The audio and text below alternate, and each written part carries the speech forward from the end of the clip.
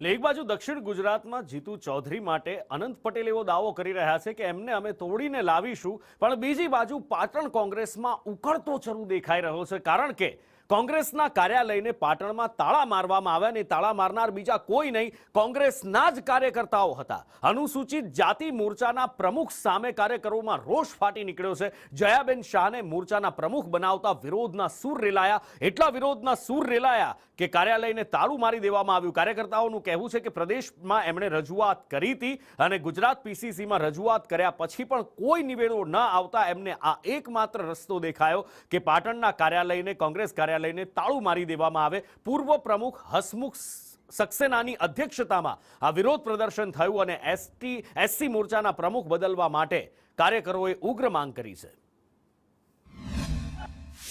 પૂર્વ પાટણ જિલ્લા SC department chairman હું હતો। સમયાંતરે સમય પૂરો થતાં રિપીટલી પ્રથા જ્યારે આવી ત્યારે સમગ્ર ધારાસભ્યો, એક્સ ધારાસભ્યો, સિટિંગ ધારાસભ્યો, પ્રમુખો અને 250 આગેવાનો આ જિલ્લાને માગણી એવી કરી હતી કે ભાઈ હસમુખભાઈનું કામ સારું છે, કોંગ્રેસની રીટ ગણાતી અનુસૂચિત જાતિની સંખ્યાઓનો માહોલ વધ્યો છે અને કોંગ્રેસને ફાયદો થયો છે, એમની રિપીટ કરવાની માગણી હતી। અંતે બહુ મથામણ પછી રિપીટ કરવામાં ના આવ્યા તો આજે સમગ્ર અનુસૂચિત જાતિ પાટણ જિલ્લાના ભેગા થઈ કોંગ્રેસ કાર્યાલયે તાળાબંધીનો કાર્યક્રમ કર્યો છે, જ્યાં સુધી આ ના થાય ત્યાં સુધી।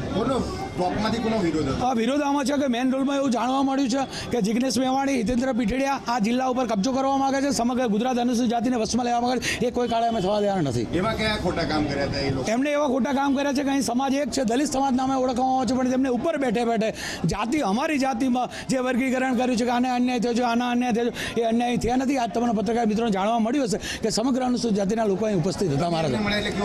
એમનો ઉડાવ જવાબ હતો, જેમ કે અગાઉ જયંતિના જવાબો આપે છે એવા જવાબો અમારી સાથે વર્ણન કર્યું। અમને સ્પષ્ટ ના પાડી હતી કે પાટણ જિલ્લાના કોઈ પ્રતિનિધિ મળવા માંગતો નથી। અનુસૂચિત જાતિની જે મોરચાનો છે તેની માંગણી શું છે?